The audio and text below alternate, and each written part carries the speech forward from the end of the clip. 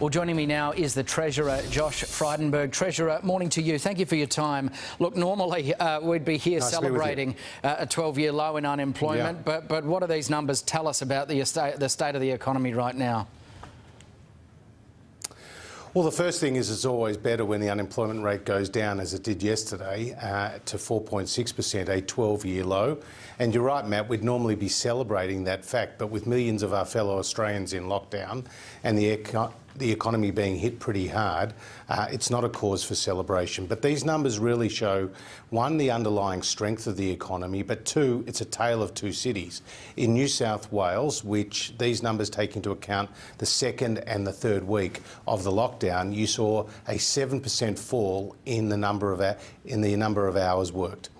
Whereas in Victoria, where they were emerging out of lockdown during the time that this survey was done, you saw a 9.7% increase in the number of hours worked. So it does show that once restrictions eased, the economy does bounce back, and we know that there is a lot of pent-up demand as people have saved the money that they would have otherwise spent, and they're just waiting for those restrictions to ease. That's what we hope. The underemployment, though, is, as you've touched on there, the big worry. Now, the jobs slump in New South Wales is larger than what we saw during Victoria's second wave. It is expected to get worse in August and also September. Are we heading for another recession? Well, we're only halfway through the September quarter. But as I've said many times publicly, it's Treasury's best estimate that the economy will contract in that September quarter.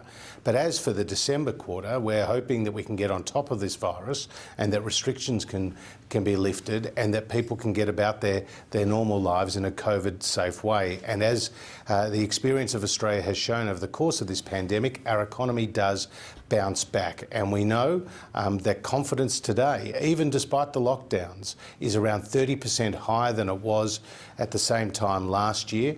And we do know that people have saved, businesses have saved money over the course of the pandemic, and that is money that will be spent when restrictions are eased. Treasurer, the New South Wales Premier has warned that Australia is going to, at some stage, have to open back up while we still have cases in the community. But at the same time, other premiers are clearly pursuing this zero-case agenda.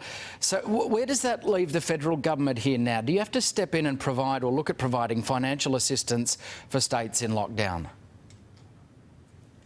Well, we certainly are doing that right now. More than $3 billion has gone out the door in the COVID disaster payment, including to more than 800,000 people across New South Wales. We've also entered into an agreement with the New South Wales government on a 50-50 funding split to provide support for businesses as well as for sole traders. So that's very substantial. The New South Wales government has put in place relief for commercial tenants. I've spoken to the tax office. They're providing relief to their taxpayers who are in hardship, and the banks are also providing relief with deferrals of mortgage repayments. So a lot is being done right now.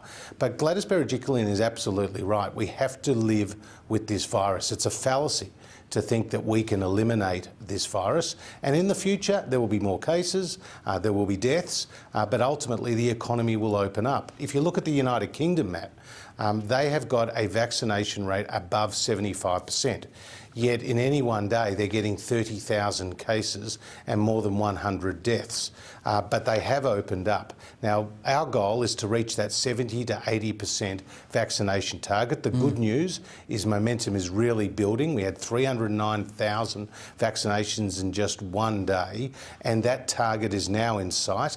And it's hope that once we get to that target, that lockdowns become unlikely, as the Doherty Institute has advised us.